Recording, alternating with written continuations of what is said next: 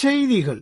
தொழில்நுட்ப முன்னேற்றங்கள் அழிவிற்காக அல்லாமல் அமைதியை வளர்ப்பதற்காக பயன்படுத்தப்பட வேண்டும் என்று வலியுறுத்தினார் திருத்தந்தை 14ஆம் லியோ. மார்ச் 23 திங்களன்று ஐரோப்பாவின் மிகப்பெரிய விமான போக்குவரத்து நிறுவனங்களில் ஒன்றான லுஃப்தான்சா குழுமம் மற்றும் ஐடிஏ விமான சேவை நிறுவனத்தின் நிர்வாகிகள் மற்றும் பணியாளர்களை திருப்பிடத்தில் சந்தித்த போது இவ்வாறு கூறினார் திருத்தந்தை.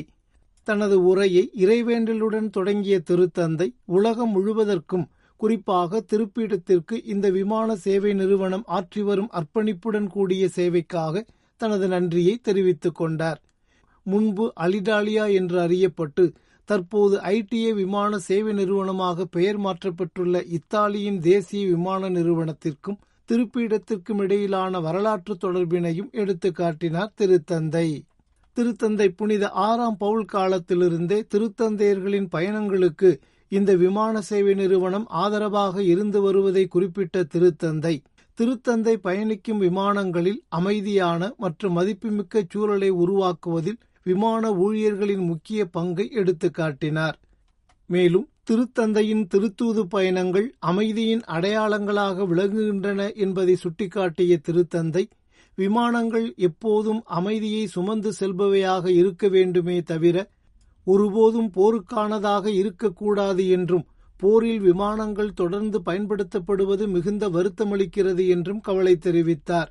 இறுதியாக ஐடிஏ விமான சேவை நிறுவனம் மற்றும் திருப்பிடத்திற்கு இடையிலான இந்த நட்புறவு தொடர வேண்டும் என்று கேட்டுக்கொண்ட திருத்தந்தை, சவாலான காலங்களில் தேவைப்படும் கனிவு மற்றும் நற்பண்புகளின் வெளிப்பாடாக இந்த உறவு தொடர்ந்து நீடிக்கும் என்று நம்பிக்கை தெரிவித்து தனது உரையை நிறைவு செய்தார். 6 தனிநபர்களின் வீரத்துவ பண்புகளையும் கத்தோலிக்க விசுவாசத்தின் மீதான அவர்களது பற்றுதலையும் அங்கீகரித்து அவர்களுக்கு புனிதர் பட்டம் வழங்கும் பணியை அடுத்த நிலைக்கு கொண்டு செல்லும் ஆணைகளுக்கு ஒப்புதல் அளித்துள்ளார் திருத்தந்தை 14ஆம் லியோ. மார்ச் 23 திங்களன்று புனிதர் பட்ட படிநிலைகளுக்குரிய திருப்பீடத்துறையின் தலைவரான கர்தினால் மார்செல்லோ செமெராரோ அவர்களை திருப்பீடத்தில் சந்தித்த போது இந்த ஒப்புதலை வழங்கியுள்ளார் திருத்தந்தை. இவ்வாறு அங்கீகரிக்கப்பட்டவர்களில் 19ஆம் நூற்றாண்டைச் சேர்ந்த இத்தாலிய ஆயரான இறை ஊழியர் லூதோவிகோ அல்தியேரி, ஆதரவற்ற சிறுவர்களுக்கான பாய்ஸ் டவுன் அமைப்பின் நிறுவனரான இறை ஊழியர் எட்வர்ட் ஜோசப் பிளனேகன் மற்றும் டீம்ஸ் ஆப் அவர் லேடி அமைப்பின் நிறுவனரான இறை ஊழியர் ஹென்றி காப்ரேல் ஆகியோரும் அடங்குவர். மேலும் அங்கீகரிக்கப்பட்ட நபர்களில் போலந்தில் பிறந்த துறவி ஸ்தனிஸ்லாவா சாமுவோஸ்கா, ஸ்பெயின் நாட்டு துறவி மரிய ஆஃப் பெத்லேகம் ரொமேரோ அல்காரின் மற்றும் இத்தாலிய இல்லறவாசி ஜோசப் காஸ்ஞெட்டி ஆகியோரும் அடங்குவர். இவர்கள் ஒவ்வொருவரும் இப்போது அதிகாரப்பூர்வமாக வணக்கத்துக்குரிய இறை ஊழியர் என அங்கீகரிக்கப்பட்டுள்ளனர். இது அருளாளர் மற்றும் புனிதர் நிலையை நோக்கிய சாத்தியமான பயணத்தில் ஒரு குறிப்பிடத்தக்க மைல்கல்லாகும். இவர்களின் பாரம்பரியம், தலைமுறைகள் மற்றும் நாடுகளை கடந்து இறை நம்பிக்கை, தியாகம் மற்றும் வீரத்துவ பண்புகளை பறைசாற்றுகின்றது. தூய்மையான நீர் மற்றும் நலவாழ்வு வசதிகள் இல்லாத காரணத்தால் 5 வயதிற்குட்பட்ட ஏறத்தாழ 1000 குழந்தைகள் உயிரிழக்கும் அவலநிலை தொடர்வதாக கவலை தெரிவித்துள்ளது யுனிசெஃப் நிறுவனம்.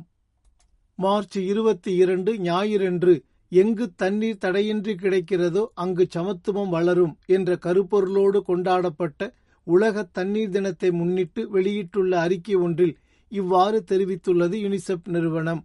180 கோடி மக்கள் தங்கள் வீடுகளில் பாதுகாப்பான குடிநீர் வசதி கிடைக்காமல் இருக்கின்றனர் என்றும், பாதுகாப்பான நீர் மற்றும் நலவாழ்வு வசதி என்பது உயிர் வாழ்வதற்கு மட்டுமல்லாமல் பாலின சமத்துவத்தை மேம்படுத்துவதற்கு மிக முக்கியமானது என்றும் வலியுறுத்தியுள்ளது அந்நிறுவனம்.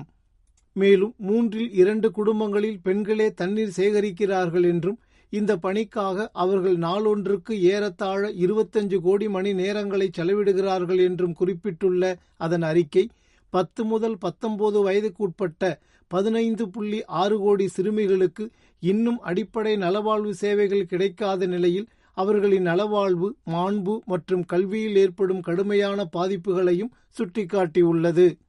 தொடர்ந்து காலநிலை மாற்றத்தை தாங்கக்கூடிய தீர்வுகளை வழங்கவும், நீர் மேலாண்மையில் பெண் தலைமையை ஊக்குவிக்கவும் அந்நிறுவனம் கோரிக்கை வைத்துள்ளது. இத்துடன் வத்திக்கான் வானொலியின் தமிழ் ஒலிபரப்பு நிறைவு பெறுகின்றது. வணக்கம்.